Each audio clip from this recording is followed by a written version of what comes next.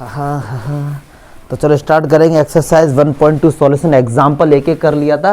पहला क्वेश्चन देखें, बड़ा अच्छा क्वेश्चन है ये। कह रहे एफ आर स्टार या आर एस्ट्रिक भी बोल देते हैं इस साइन को, ठीक है, स्टार भी बोल देते हैं, एस्ट्रिक बोल देते हैं। अगर मैथ्स की बात करें, ये मतलब ये डोमेन है और ये उस फंक्शन का क्या है भाई, कोडोमेन है। और फंक्शन इस तरीके से डिफाइन है। मैंने सारा क्वेश्चन लिखा नहीं, डाटा लिखा है।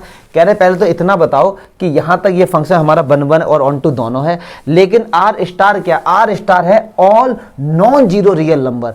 मतलब आर स्टार में सारे रियल नंबर हैं लेकिन नॉन जीरो, जो जीरो ना हो। तो ऐसा एक ही तो भैया नंबर है, एक नंबर ही ऐसा है जो कि जीरो है बस।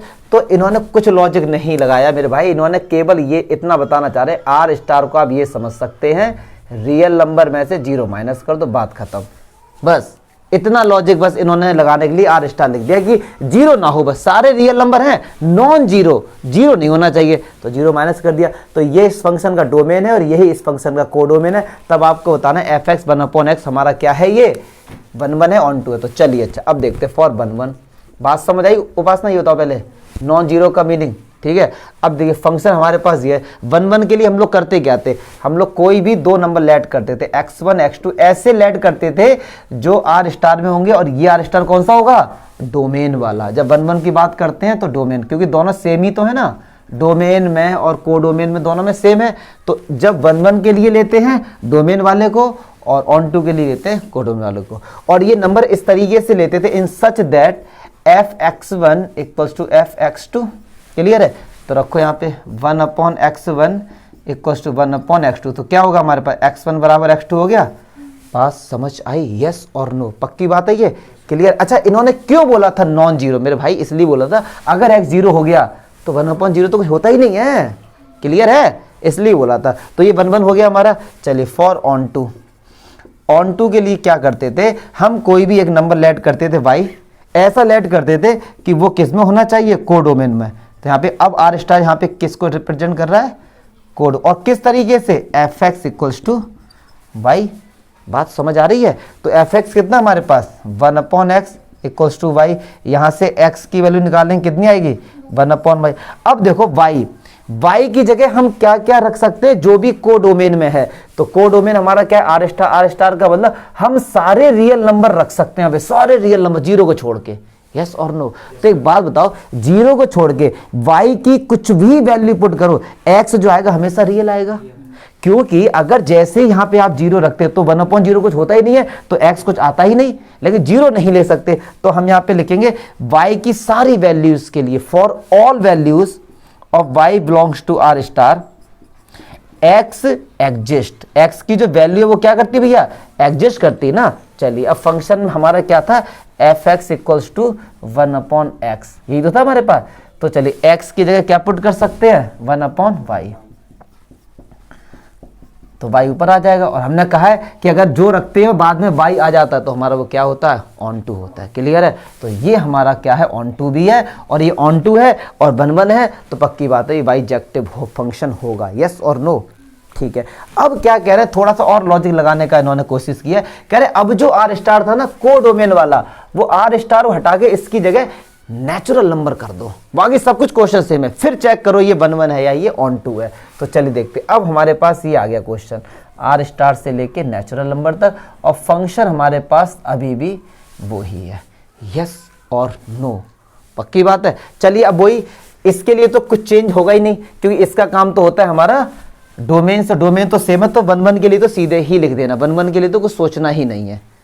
नहीं आ रही बात समझ में, नहीं आ रही बात समझ में, अरे आ रही है। क्योंकि 1 क्या होता था, एक की इमेज केवल एक होनी चाहिए, सही बात है, वो तो होगी। तो इससे बात है, ऑन टू में थोड़ा चेंज आएगा, तो देखते हैं फॉर ऑन टू। मैंने कहा let y belongs to n, इस तरीके से कि f x equals to y, ये तो लाइन आपको पता होनी चाहिए। चलिए एफ एक्स क्या है हमारे पास 1/x, अब x कितना होगा 1/y। बात समझ आ रही है या फिर नहीं आ रही है, या कोई डाउट है तो आप बताइए। हाँ सर ये डाउट है। अब देखिए हम y की जगह हम y की जगह क्या वैल्यू पुट कर सकते हैं, केवल और केवल नेचुरल नंबर पुट कर सकते हैं। और नेचुरल नंबर तो भैया हमारा क्या होता है 1 2 3। तो यहाँ पे हम कुछ भी वैल्यू रखेंगे, कुछ भी वैल्यू हम लोग यहाँ पे पुट कर सकते हैं। x तो हमेशा रियल नंबर ही आएगा, आप रख के देखो लो, n की जगह 1 रखो तो 1/1 x रियल है, 2 रखोगे 1/2 तो x की वैल्यू 1/2, सही बात है, रियल है, यस और नो। तो सभी के लिए y की सारी वैल्यूज के लिए हमारा ये क्या है भैया डिफाइन है, तो x एग्जिस्ट करेगा तो ये हमारा ऑन टू हो जाएगा। बस एक चीज ये चेक कर लो कि ये जो कोडोमेन को नेचुरल नंबर से रिप्लेस किया या फिर डोमेन से, ये चेक करो जल्दी से, बस बुक दिखाओ जरा मुझे, क्वेश्चन में पढ़ लो, एक पढ़ लेता हूँ क्योंकि मैं तीनों से ही दोनों तरीके से ही करा देता हूँ। नॉन इज द ठीक है, इफ द डोमेन, हाँ तो डोमेन को रिप्लेस किया, मैंने किसको कर दिया, कोडोमेन को, मैंने किसको कर दिया, कोडोमेन को। चलिए अब एक बार मैं, जबकि ये बुक में नहीं बोला था, बुक में बोला था कि आप डोमेन वाला जो आर स्टार है ना उसे कन्वर्ट करो, तो मतलब अब खुद करो यार, अब खुद कर लेना, ये नेचुरल है और ये आर स्टार ही रहेगा, क्लियर। फिर ऑन टू नहीं होगा, देखो कैसे, अब मैं इसके लिए बता रहा हूँ ऑन टू क्यों नहीं होगा, सब कुछ सेम आएगा। वाई बिलोंग किस में करेगा, आर स्टार में, मतलब हम इसकी जगह 0 को छोड़ के कुछ भी वैल्यू पुट कर सकते, तो हम यहाँ पे 2 भी पुट कर सकते हैं। 1/2 x की वैल्यू 1/2, x किस में बिलोंग करता है, क्या 1/2 नेचुरल नंबर है, नहीं है, तो ये हमारा ऑन टू नहीं होगा। इसे मैं तीनों केस के बता दिए क्योंकि मुझे लग रहा था कि यहाँ पे मैं कुछ मिसिंग कर रहा हूँ, यहाँ पे डोमेन वाले से रिप्लेस किया था, मैंने किससे कर दिया, कोडोमेन वाले, और अच्छा रहा, इसी बहाने तीनों तरीके से हो गया। क्या डाउट हुआ लिखने का, भैया यही तरीका होता है, प्रॉपर टेंशन नहीं ले बिल्कुल भी, कोई डाउट है तो बताओ, तक की बात, आगे बढ़े, नेक्स्ट क्वेश्चन देखते हैं, आ जाओ भाई, चलिए देखते हैं। अच्छा ये अब ये बहुत लेंदी क्वेश्चन रहेगा बट मैं कंसेप्ट समझाऊंगा इसका, क्या कह रहा है, ये सब अलग अलग फंक्शन दिए हैं और इन फंक्शन में देखो ये तीनों के फंक्शन तो केवल सेम है, बस डोमेन और को डोमेन में थोड़ी थोड़ी चेंजिंग की कोशिश की इन्होंने बस। तो कह रहे बताओ ये सरजेक्टिव इंजेक्टिव सब बताना है आपको, मतलब 1 और ऑन टू। पहला ही क्वेश्चन अगर मैं लेता हूँ तो ये natural number two natural number है। अब देखो आप ना वर्क करो तरीके पे, natural number two natural number मतलब डोमेन में भी नेचुरल नंबर आएगा और कोडोमेन में 1 2 3 इसमें भी और 1 2 3 इसमें भी हमारे क्या आएंगे, नेचुरल नंबर ही आएंगे। आई बात समझ में। लेकिन डियर fx मतलब x की जगह हम क्या वैल्यू पुट कर सकते हैं, नेचुरल नंबर, पक्की बात है। लेकिन भैया कोडोमेन क्या है, x स्क्वायर की वैल्यू हमेशा पॉजिटिव होगी। आप x की जगह कुछ भी नंबर ले लो, एक्स स्क्वायर हमेशा क्या आएगा, पॉजिटिव। अब आप ये मत कहना कि सर हम x की जगह लो ये वाली वैल्यू लेते हैं, रूट के अंदर -1 और सर इसका स्क्वायर करोगे तो -1 आएगा, वो तो सर नेगेटिव है। मेरे भाई रूट के अंदर माइनस इमेजिनरी नंबर है, ये तो कहीं डोमेन में ले ही नहीं सकते हम लोग, क्लियर है। चलिए तो अब इसमें जो भी वैल्यू हम लोग इससे पॉइंट आउट करेंगे तो पक्की बात है कि वो पॉजिटिव वैल्यू ही होगी, बात समझ आए। अगर मैं 1 को मिलाऊं 1 का स्क्वायर 1, 2 को मिलाता हूं तो 2 का स्क्वायर 4, पक्की बात है। क्या 2 और 3 किसी का पेयर होगा, अपने आप से क्वेश्चन करो ना। अगर आपने इधर डोमेन में किसी भी नंबर का स्क्वायर किया तो क्या कोडोमेन में आपको 2 और 3 मिलेगा, बिल्कुल नहीं मिलेगा। तो पक्की बात है ऑन टू हो गया, ये पक्की बात है, ये क्या हो गया, ऑन टू हो गया। लेकिन अब ये चेक करते भैया हमारा ये 1 1 होगा या फिर नहीं होगा। अगर हमने 3 पुट किया तो हमारा कितना हो जाएगा, 9 हो जाएगा, ठीक है सर। तो इसी तरीके से हम लोग बताएंगे कि हमारा ऑन टू, तो देखा हमने देखा कि ऑन टू हो नहीं सकता क्योंकि हमारा इसने वैल्यू छोड़ दी है। बात समझ आ रही है या फिर नहीं आ रही, पक्की बात है ना। अब इसको लिखने का तरीका जल्दी से देखते हैं। तो हम ऐसे ही करते हैं, लेट x1 x2 कोई भी 2 नंबर लेते बिलोंग करेंगे कि नेचुरल नंबर में, और किस तरीके से fx1 बराबर fx2। अब हम दिखा देंगे x1 बराबर x2। तो चलिए हम लोग देखते हैं। अच्छा अब देखेंगे जरा fx1 बराबर fx2। तो देखो ये हमारे पास fx1 कितना हो जाएगा, x1 का स्क्वायर, और x2 क्या हो जाएगा हमारे पास, x2 का स्क्वायर। मोस्टली बच्चे यहाँ पे करते क्या है, स्क्वायर से स्क्वायर हटा देंगे और कहेंगे x1 बराबर x2 आएगा। ऐसा नहीं होता भैया, x1 बराबर हमारा आएगा प्लस माइनस x2। बात समझ आ रही है, क्या आएगा प्लस माइनस। अब आप इसका मतलब क्या, x1 की वैल्यू x2 के बराबर है और x1 की वैल्यू माइनस x2 के बराबर। लेकिन ये तो ले ही नहीं सकते, माइनस वाला तो ले ही नहीं सकते क्योंकि डोमेन नेचुरल नंबर है, तो नेचुरल नंबर तो कभी भी हमारे नेगेटिव नहीं होते हैं। तो x1 बराबर x2 होगा, तो पक्की बात है ये फंक्शन हमारा क्या होगा, 1 1 होगा। बात समझ आ रही है, पक्की बात है ऑन टू के लिए, मतलब इसका खेल है। अगर यहाँ पे हमारा पास नेचुरल है तो ये ठीक है, अगर रियल नंबर होगा तो ये 1 1 नहीं होगा हमारा फिर, क्योंकि रियल नंबर में तो नेगेटिव भी आते हैं, फिर ये हमारा 1 1 नहीं होगा। बस यही कंसेप्ट है। ऑन टू के लिए देखते हैं इसको, कोई वाई एक नंबर लिया जो कि एन में बिलोंग करता है और किस तरीके से f x equals to y, ठीक है sir, f x equals to y, f x की क्या x square equals to y, तो एक्स बराबर क्या हमारा प्लस माइनस रूट में वाई। बात समझ आ रही? लेकिन अब चलो नेगेटिव तो हम हटा देते हैं क्योंकि y जो बिलोंग कर रहा है x वो नेचुरल नंबर में तो नेगेटिव होगा नहीं। लेकिन एक बात बताइए, क्या y की सभी वैल्यू के लिए x डिफाइन है? बिल्कुल नहीं है। y की जगह 2 पुट करो, 2 तो नेचुरल नंबर है, तो क्या √2 मिलेगा x में? नहीं मिलेगा ना मेरे भाई, यस और नो। तो y की सारी वैल्यूज के लिए x डिफाइन नहीं करता है, x एग्जिस्ट नहीं करता है, क्योंकि हमने 1 को 1 से, अब 2 किससे मिलाओगे? इधर √2 होना चाहिए था, तभी तो उससे 2 मिलेगा, लेकिन √2 तो नेचुरल नंबर नहीं है, तो ये हमारा ऑन टू नहीं है। बात समझ आ रही है? इसी तरीके से अब मैं इसका बताता हूँ। चलो इंटीजर देख लेते हैं। इंटीजर ऐसे नंबर होते हैं, इंटीजर, होल नंबर और नेचुरल नंबर, ऐसे नंबर होते हैं जो कभी पॉइंट्स में नहीं होते हैं। मतलब 1.1 अगर कोई आपसे पूछा इंटीजर है तो बिल्कुल नहीं है। क्यों? क्योंकि इंटीजर कहां से आया निकल के? इंटीग्रल से, और इंटीग्रल मींस होता है कंप्लीट। इंटीग्रेशन क्या होता है? जिसको हम पूरे को ज्वाइन कर दें, एक्यूमुलेट कर दें, वही तो होता है इंटीग्रेशन। तो अगर आप इनकी वर्ड की मीनिंग समझेंगे तो आप एकदम समझेंगे कि जो इंटीजर होता है वो पॉइंट्स में क्यों नहीं होते, क्योंकि नाम ही है। ठीक है सर, चलिए अब इसका अगर मैं देखता हूं इस वाले का, तो इधर भी हमारे नेगेटिव नंबर मिलेंगे, -1, -2, 0, 1 सब मिलेंगे, और इधर भी ऐसे ही मिलेंगे, यस और नो। लेकिन इधर तो सारे पॉजिटिव नंबर ही ज्वाइन होंगे, क्योंकि किसी का भी स्क्वायर कर लो आप, आएगा तो पॉजिटिव ही, तो ऑन टू तो हो नहीं सकता, क्योंकि -1 खाली रहेगा, -2 माइनस के सारे नंबर खाली रहेंगे। अब ये 1 1 भी नहीं है, पूछो क्यों? क्योंकि -1 का स्क्वायर भी 1, 1 का स्क्वायर भी 1। भैया डोमेन के 2 एलिमेंट की सेम इमेज हो गई, तो ये 1 1 होगा कहीं? नहीं होगा। ये क्या होगा हमारा मैनी 1।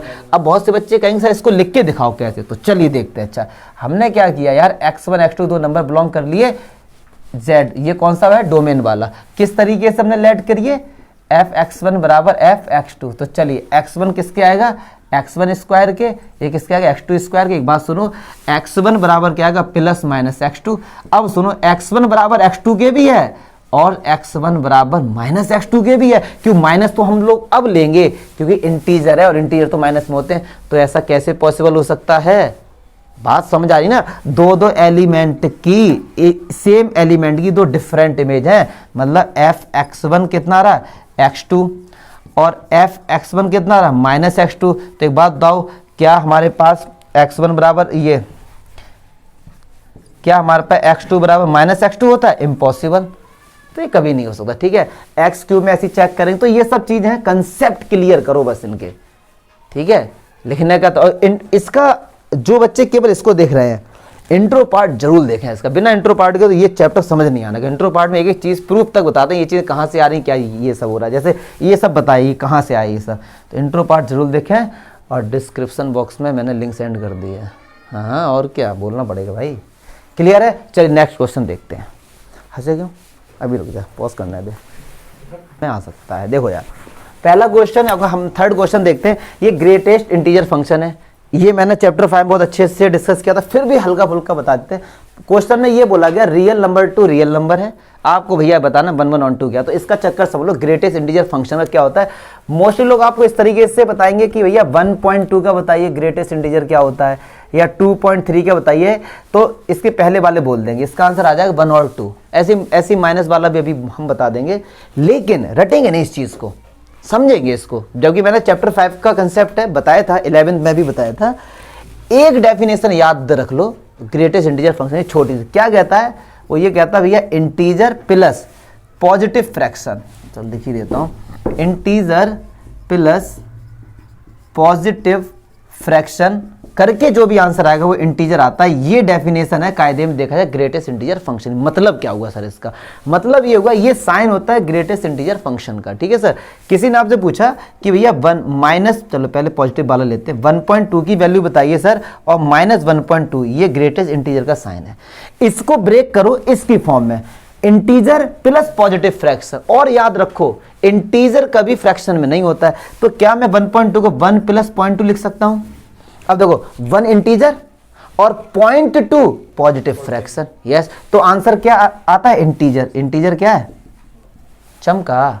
अब -1.2 को, अब हम देखो -1.2 को क्या लिखेंगे? आपके दिमाग में कुछ आ रहा है कि -1.2 को हम कैसे लिखेंगे? बहुत से बच्चों के दिमाग में आ रहा होगा सर -1 -0.2। यस और नो? ऐड करो इसको, क्या आएगा? यही आएगा। लेकिन बोला क्या है? Positive fraction. तो ऐसे नहीं करेंगे, हम इसको ऐसे करेंगे, हम इसको ऐसे करेंगे -2 प्लस 0.8। देखो भैया, -2 इंटीजर, इंटीजर बोला, ये नहीं बोला नेगेटिव पॉजिटिव, इंटीजर, और 0.8 पॉजिटिव फ्रैक्शन। तो अब आंसर क्या है? -2। चमका, चमका। अब इसे टीचर कैसे बताते हैं? देसी तरीके से। वो कहते हैं भैया एक नंबर लाइन करो ड्रॉ। समझना बात को ध्यान से, ये 0 है, इधर कहीं लो -1, कहीं -2, 1 और 2। मैं एक बार दिखाता हूं 1.2। मान लो भैया 1.2 यहां पर कहीं होगा, तो वो कहेंगे 1.2 ये रहा। 1.2 से पहले, सबसे पहले जो इंटीजर मिले वही आंसर है। अब यहां से चलना स्टार्ट करो। सबसे पहले इंटीजर क्या मिला? 1। आंसर कितना हो गया? 1। चलिए, माइनस का 1.2 हमारा यह ये होगा, माइनस का 1.2। यस और नो? अब कहेंगे इधर चलना स्टार्ट करो। सबसे पहले इंटीजर क्या मिलेगा? -2। यस और नो? लेकिन ये तो यार हो गया देसी मेथड। एग्जाम में दिखाना भी तो पड़ेगा उनको कि आपको ग्रेटेस्ट इंटीजर फंक्शन आता है। तो ये याद रखेंगे, ये तरीका होता है। क्लियर है? तो आपने देखा कि यार हम यहाँ पे पॉइंट में वैल्यू रखें, कुछ भी रखें, इधर जो आंसर आएगा ओपन होगी वो हमेशा इंटीजर आएगा। चमका। यस और नो? इसको अगर मैं ऐसे पिक्टोरियल समझाऊं इसको इस तरीके से कि इधर भी रियल नंबर आएगा, इधर भी रियल नंबर आएगा। मान लो इधर 1 ले लिया हमने, 0.1 ले लिया, 0.2 ले लिया और 3 ले लिया। रियल नंबर तो इनफाइनाइट होते हैं। सेम कंडीशन में इधर 0.1, 0.2, 1, 2, 3। तो कभी भी इस तरह आप जिसको भी मिलाएंगे वो हमेशा इंटीजर से ही मिलेगा। क्या पॉइंट वाले नंबर से मिलेगा? क्या पॉइंट वाले नंबर से मिलेगा? बिल्कुल नहीं मिलेगा। तो क्या ऑन टू हो सकता है? क्या ऑन टू हो सकता है? पहले तो ऑन टू पर आते हैं, क्योंकि पॉइंट वाले सारे नंबर हमारे खाली रहेंगे, क्योंकि 0.2 हो ही नहीं सकता। हमको पता है ग्रेटेस्ट इंटीजर फंक्शन को सॉल्व करके इंटीजर आता है, हमको पता है ये बात। इंटीजर आता है मतलब हम जाएंगे कोडोमेन में, और कोडोमेन में तो पॉइंट के भी नंबर हैं, उनका तो पेयर होगा ही नहीं किसी से। क्लियर है? चलिए, अब ये 1 क्यों नहीं है देखते हैं भैया। ये 1 क्यों नहीं है? क्योंकि 1.2 को ग्रेटेस्ट इंटीजर फंक्शन 1 है, 1.3 का भी 1 है, 1.4 का भी 1 है, 1.44 सबका 1 है। तो ये सब एक से कनेक्ट हो जाएंगे जाके। तो क्या ये 1 है मेरे भाई? नहीं है। तो ना ये 1 है और ना ये ऑन टू है। सर लिख के कैसे आएंगे? तो आप ऐसे लिख के आएंगे मेरे भाई, आप ऐसे लिख के आएंगे कि f 1.1 का 1 आ रहा है और 1.2 का भी 1 आ रहा है, लेकिन 1.1 और 1.2 बराबर नहीं है। So not 1. अच्छा जी, मान लो 1.1 की कोई भी प्री इमेज नहीं है। 1.1 बिलोंग तो करता है भाई में, लेकिन there is no pre image of 1.1 in domain. ये लिख के आ जाएंगे आप। अब ये कोडोमेन डोमेन जब मैं बोलता हूं तो दिमाग में इमेज बन रही है ना भाई? क्लियर है? तो ये हो गया ग्रेटेस्ट इंटीजर फंक्शन का चक्कर। ऐसे ही मॉडुलस फंक्शन। अरे मेरे भाई ये बताओ, इधर हम कुछ भी नंबर ले लें आंसर तो पॉजिटिव ही आएगा। तो पॉजिटिव आएगा तो क्या नेगेटिव वालों का पेयर होगा? तो नेगेटिव वाले सारे खाली हो गए, तो ऑन टू नहीं है। चलिए, -1 1 से मिल जाएगा, 1 भी 1 से मिल जाएगा, तो 1 भी नहीं है। क्लियर है बात? क्या मैं जल्दी कर रहा हूं? समझ में आना चाहिए आपको। ये भी हमारा देखो सिग्नम फंक्शन है हमारा, अगर याद आ रहा हो 11वीं क्लास में। सिग्नम फंक्शन क्या होता है? कुछ भी वैल्यू ले लो उसकी, कुछ भी, आंसर जो आएगा वो हमेशा -1, 0 और +1 आता है। सिग्नम फंक्शन की ये खासियत होती है। सिग्नम फंक्शन की मेरे भाई ये खासियत होती है, कुछ भी नंबर ले लो, 0 से बड़ा लोगे तो +1 आएगा। मतलब हमने ये ले लिया, मान लो, ठीक है, इधर भी ले लिया 1 2 3 0 -1 1 को लिया, 1 0 से बड़ा है, 1 से कनेक्ट हो जाएगा। 2 भी 0 से बड़ा है, 1 से कनेक्ट हो जाएगा। 3 भी, 4 भी। -1 जो 0 से छोटा है वो -1, 0 0 से, ये इससे -1 कहाँ है हमारे पास? ये रहा। तो ना तो ये 1 है ना ये ऑन टू है, क्योंकि एक से ज्यादा इमेज हो रही है इसकी। और दूसरी बात, हमारे 3 4 सब खाली रहेंगे, केवल फिल होंगे तो 1 0 और -1 फिल होंगे, क्योंकि कोडोमेन में यही आता है किसके? सिग्नम फंक्शन के। याद आ रहा है? देख के सिग्नम फंक्शन है, थोड़ा बहुत तो याद आ रहा होगा कि f(x) इसको बोलते थे मॉडुलस x = x। याद आ रहा होगा ये। अब यहाँ पे आप x की कुछ भी वैल्यू ले लो अपनी तरफ से, लाख करोड़ माइनस कुछ भी, आंसर जो आएगा या तो -1 0 या 1 ही आएगा। यही आंसर आते हैं इसके, सिंगल आंसर आते हैं, तभी तो इसका नाम सिग्नम फंक्शन है। अगर सारे पॉजिटिव लिए तो सिंगल आंसर आएगा +1, सारे नेगेटिवली सिंगल आंसर आएगा -1। 0 पे 0 है ही, चमका। तो कोई भी फंक्शन हमारा 1 1 1 2 नहीं था। चस्पम का यस पेस नो पे हंस पे जास भाई। Okay, I have know many languages. चलिए अच्छा क्वेश्चन नंबर 6 देखते हैं क्या कह रहे हैं 6 में। भैया ये सब question so that f is 1 1। देखो इसको मीनिंग समझते हैं। ए कोई एक एलिमेंट है, उसमें ये है, कोई सेट है उसमें ये एलिमेंट है, बी में ये है। अब एक इन दोनों के बीच में एक फंक्शन बना दिया गया। फंक्शन क्या भैया इस तरीके से 1,4 2,5 और 3,6। इसका मीनिंग समझो, जो 1 बिलोंग कर रहा होगा वो डोमेन में कर रहा होगा, 4 किस में कर रहा होगा, कोडोमेन में। तो चलिए यहाँ पे हमारे पास क्या 1 2 3 4 5 6 7। 1 किससे कनेक्ट है, 4 से 2 किससे, 5 से 3 किससे, 6 से। देखने से ही पता लग रहा है भैया ये 1 1 ऑन टू नहीं है, इनटू है। ये एक एलिमेंट गाली है, इनटू है ये 1 1 हमारा। अब लेकिन लिखेंगे कैसे, तो हम यहाँ पे लिखेंगे every elements of set A has unique image, unique and different image, so it is 1 1 बस। क्योंकि इसकी यूनिक इमेज है और डिफरेंट है हर किसी से। ठीक है सर। अब मैंने क्यों बोला कि यूनिक है और डिफरेंट भी, पता है क्यों? क्योंकि अगर यूनिक बोलता तो यूनिक यहां पर भी चल जाता। मान लो ये हर किसी की इमेज यूनिक है, इसकी अलग है 1 तो और कोई भी नहीं है, इसकी भी ए है कोई भी नहीं है, बट डिफरेंट कहां है, तो ये हमारा मैनी 1 है। इसीलिए आप लिख के आएंगे every element of set A has unique and different image, so it is 1 1। Onto हो ही नहीं सकता है, एक एलिमेंट खाली है। ऑन टू के बाद इन्होंने की भी। अब यार ये क्वेश्चन फिर से कह रहे हैं भैया इसको चेक करो कि यार ये हमारा 1 1 है, ऑन टू इसको चेक करो। तो एक चीज आपको क्लियर कर दूं, x² वाले तो देखते ही कह देना, x² को जैसे ही आपने देखा कह देना ना तो भैया 1 1 होगा ना ऑन टू होगा। क्योंकि 1 का स्क्वायर करें तो 1, -1 का स्क्वायर करें तो 1, 2 से कनेक्ट हो गया 1 1 नहीं हो सकता। ऑन टू क्यों नहीं होगा, क्योंकि स्क्वायर है तो पक्की बात है सारे पॉजिटिव नंबर ही होंगे। सही बात है ना, क्योंकि x² पॉजिटिव 1 भी पॉजिटिव, तो नेगेटिव वाले सारे खाली रहेंगे।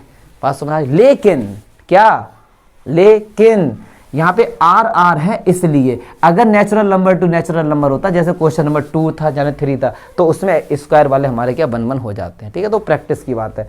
तो 7 क्वेश्चन हो गया। कोई डाउट है अभी तक? करूँ क्या मैं? लिखने का तरीका सब कुछ वही यार, ठीक है, कंसेप्ट वही है, हमें वीडियो ज़्यादा लेंथी नहीं करना है, समझाना है उसको।